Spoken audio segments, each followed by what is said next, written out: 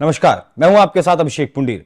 देश में लोकसभा चुनाव चल रहा है। 2 चरण का मतदान हो चुका है, तीसरे चरण का मतदान में देश पहुंच चुका है। लेकिन इसी बीच लगातार कांग्रेस के लिए खबरें ऐसी आ रही हैं जिनके बाद सवाल उठने लगे हैं कि आखिरकार कांग्रेस पार्टी का भविष्य क्या है। कांग्रेस पार्टी देश की सबसे पुरानी पार्टी और जो इंडिया अलायंस है उसमें भी सबसे बड़ी पार्टी, लेकिन कांग्रेस पार्टी के लिए कोई दिन ऐसा जाता होगा जिस दिन कांग्रेस पार्टी के नेता उसका साथ छोड़कर नहीं जाते। अभी 3 दिन पहले दिल्ली के कांग्रेस प्रदेश अध्यक्ष अरविंदर सिंह लवली ने कांग्रेस पार्टी का साथ छोड़ दिया और अब 2 और पूर्व विधायकों ने कांग्रेस का साथ छोड़ दिया। और कांग्रेस का साथ छोड़ते हुए जो उन्होंने वजह बताई वो कांग्रेस पार्टी के लिए कोई बहुत अच्छी खबर नहीं है, सही खबर नहीं है। इन 2 पूर्व विधायकों ने कहा है कि अरविंद केजरीवाल, जिस आम आदमी पार्टी से गठबंधन किया है कांग्रेस पार्टी ने, उसके 3 बड़े नेता तो जेल में बंद है, भ्रष्टाचार के आरोप हैं और इन आरोपों के साथ वो जनता के बीच में आखिर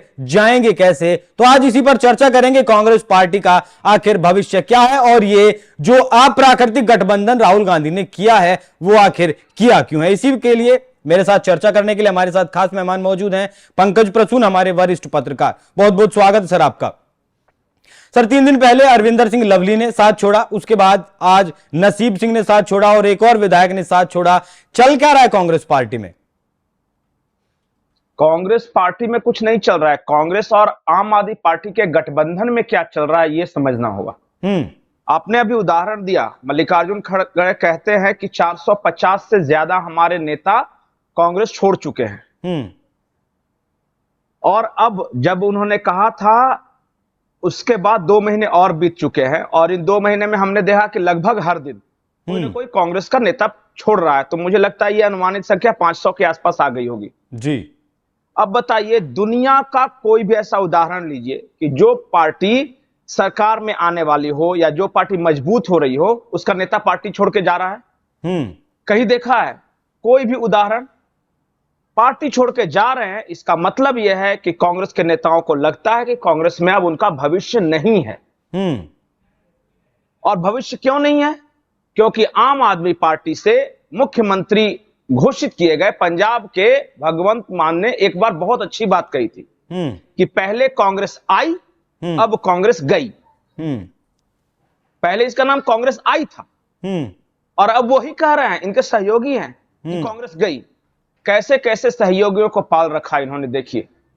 एक कहता है कांग्रेस आई के बाद कांग्रेस गई, दूसरा सहयोगी कह रहा है, ममता बनर्जी हैं, वो कह रही हैं कि इस बार 2024 में 42 सीट कांग्रेस का। ऐसे ऐसे इन्होंने सहयोगी पाल के रखा है। तीसरी भगवंत मान तो खुद कहते हैं कि एक थी कांग्रेस हो जाएगी। हाँ, एक थी कांग्रेस। ये सारे जो कांग्रेस के बारे में नए नए नारे, नए नए जुमले गढ़े जा रहे, सब तथाकथित सहयोगी हैं। और अपने नेताओं का क्या हाल है? अपने नेता जब भी छोड़ के जा रहे हैं तो 4-5 ट्विटर पे बैठा रखे इन्होंने चिंपैंजी। वो कहते वो गद्दार था, जिन्होंने पूरी जिंदगी बिता दी कांग्रेस में, पूरी जमानी दे दी, जैसे ही कांग्रेस छोड़ा वो गद्दार। गुलाम नबी आजाद गद्दार। अभी अभी आनंद शर्मा को टिकट दिया है कांग्रेस ने और कल तक इनके चमचे कह रहे थे कि वो गद्दार है, G23 बना लिया। इनके लिए गुलाम नबी आजाद गद्दार, आनंद शर्मा गद्दार, कपिल सिब्बल गद्दार, और ये खुद की क्या औकात कि मुखिया का चुनाव भी नहीं जीत सकते, बस बैठ के ट्विटर पे टिपे टिपे टिपे टिपे करते रहना है। और यही कांग्रेस चला रहे हैं। नहीं, अब जैसे खुलकर विरोध सामने आया विधायकों का, जैसे नसीब सिंह ने और बिसोय ने कहा कि ऐसे भ्रष्टाचारियों के साथ गठबंधन पंजाब से कहीं इन्होंने सीख नहीं ली। पंजाब में साफ तौर पर इनकार कर दिया पंजाब इकाई कांग्रेस ने और आम आदमी पार्टी ने। एक अभिषेक, क्यों नहीं विरोध करेंगे? जिस इंसान को चुनाव लड़ना है, जिस इंसान को जनता की अदालत में जाना है, वो आज की तारीख में विरोध कर रहा है। जिसको दिल्ली में चुनाव लड़ना है वो कैसे स्वीकार कर लेगा कि आम आदमी पार्टी के साथ गठबंधन हो जाए, सिवाय उन चमचो बेलचो को? अरे इतना बढ़िया मौका कांग्रेस के लिए कि आप जा रही है रसातल में। जब आप अपवर्ड थी तो कांग्रेस का सारा वोट खींच लिया, और जब आप आज डाउनवर्ड है तो कांग्रेस के लिए मौका था कि आम आदमी पार्टी से सारा वोट अपनी तरफ खींच ले। और इन्होंने शुरुआत भी की थी। शराब घोटाले को सबसे पहले कांग्रेस के लोगों ने उठाया था, ये अजय माकन वगैरह सब प्रेस कॉन्फ्रेंस किया करते थे। आज ऐसी मजबूरी में वो फंस गए हैं कि उसी शराब घोटाले में आम आदमी पार्टी के सारा शीर्ष नेतृत्व जेल के अंदर है और ये बेचारे एक शब्द नहीं बोल पा रहे हैं। जरा सोचिए उस दर्द को कि मैंने जो लड़ाई लड़ी है और जब उस लड़ाई का फल खाने का मौका आया तो किसी के कहने के वजह से किसी ने ऊपर से गठबंधन कर लिया और हम बोल नहीं पा रहे। अरविंद केजरीवाल जेल में, मनीष सिसोदिया जेल में, सत्येंद्र जैन जेल में, और कितनों के नंबर आने बाकी है, लेकिन मैं चुप। मैं कांग्रेस का नेता हूं। जिस आम आदमी पार्टी ने मेरे पूरे वोट बैंक को अपनी तरफ खींच लिया, उसके बारे में एक शब्द नहीं बोल सकता। आज मेरे पास मौका था कि आम आदमी पार्टी डिसइंटीग्रेट कर रही है, वापस कांग्रेस अपने पुराने जनाधार को प्राप्त करे, लेकिन मैं बोल नहीं सकता। यही दर्द तो बयां कर रहे हैं वो, यही दर्द बयां कर रहे हैं दिल्ली कांग्रेस के। और दिल्ली हो, पंजाब हो, गुजरात हो, हर जगह कांग्रेस आम आदमी पार्टी के हाथों अपना जमीन लूज कर रही है। जिस राज्य में आम आदमी पार्टी मजबूत हुई है, वो भारतीय जनता पार्टी के वोट बैंक या भारतीय जनता पार्टी की जमीन पर मजबूत नहीं हुई है, वो कांग्रेस की जमीन पर मजबूत हुई है। और ये बात पता नहीं समझ में क्यों नहीं आ रहा। तो ये दर्द राहुल गांधी तक पहुंच नहीं रहा है या राहुल गांधी इस दर्द को देखना नहीं चाहते? बहुत बड़ा सवाल है। को कांग्रेस के संघर्ष का पता नहीं, जमीन पे कार्यकर्ता जो फजीहत झेलते हैं वो पता नहीं। राहुल गांधी तो लेफ्ट के दिए मुद्दों को लेकर चल रहे हैं जी, वो कांग्रेस के दिए मुद्दों को लेकर चल कहां रहे हैं? कांग्रेस पार्टी है कहां? ये तो सीपीआई सीपीएम की तरह कोई पार्टी लगती है। अमीरों से लूट के गरीबों में बांट देंगे, खटाखट खटाखट खटाखट डाल देंगे आपके अकाउंट में, टकाटक टकाटक 8-8 हजार। ऐसा कोई पार्टी कांग्रेस ऐसी थी क्या?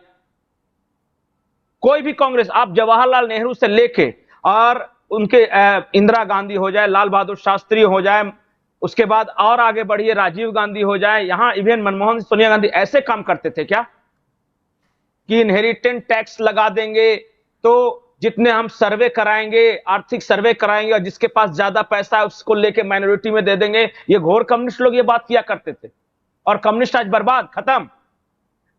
और राहुल गांधी उसी आइडियोलॉजी के लेकर टकाटक टकाटक ढकाढक ढकाढक करते घूम रहे हैं। राहुल गांधी राजनीति नहीं समझ पाए क्या हिंदुस्तान की आज तक? 53 साल की उम्र में पहुंच चुके हैं। नहीं, ये तो भाई साहब 2011 में राजनीति में आए थे, और उस वक्त सबसे पहले ये घूमते थे कलावती के झोपड़ी, दलितों की झोपड़ी में जाते थे, बोलते मैं भारत को जानने की कोशिश कर रहा हूं। नाना डिस्कवरी ऑफ इंडिया लिख के मर गए, और ये अभी तक आज तक डिस्कवरी ऑफ इंडिया कर रहे थे। उसके बाद इनकी समझ में नहीं आया, कलावती बेचारी जो उस वक्त जवान थी अब बुजुर्ग हो गई हैं, वो दलित जिनके झोपड़ों में गए वो अब सब बड़े हो गए, जो बच्चे थे वो बड़े हो गए, ये आज भी डिस्कवरी ऑफ इंडिया कर रहे हैं। उसके बाद भट्टा पर सॉल्व किया, फिर बीच में कभी कुली उली के साथ बैठते थे कि ये इससे संवाद कर रहे हैं, वहां से फिर इन्होंने जब भी चुनाव आएगा तो डिस्कवरी ऑफ इंडिया, जब चुनाव आए तो भारत की खोज। अब देखिए 2024 का चुनाव आया तो भारत जोड़ो यात्रा, फिर जब और नजदीक आया तो नया यात्रा, तो मोहब्बत की दुकान, तो पता है मोहब्बत की दुकान में भाईजान का पकवान। मतलब क्या क्या ये राजनीति है कहां? ठीक है, ये रिएक्शनरी पॉलिटिक्स कर रहे हैं। देखिए मैं राहुल गांधी से उतना खफा नहीं हूं जितना कांग्रेस के डिसइंटीग्रेशन, उसके दुर्दशा से खफा हूं। राहुल गांधी व्यक्ति है। इस देश में लेफ्ट और राइट के बीच एक मध्यम मार्गी राजनीति थी।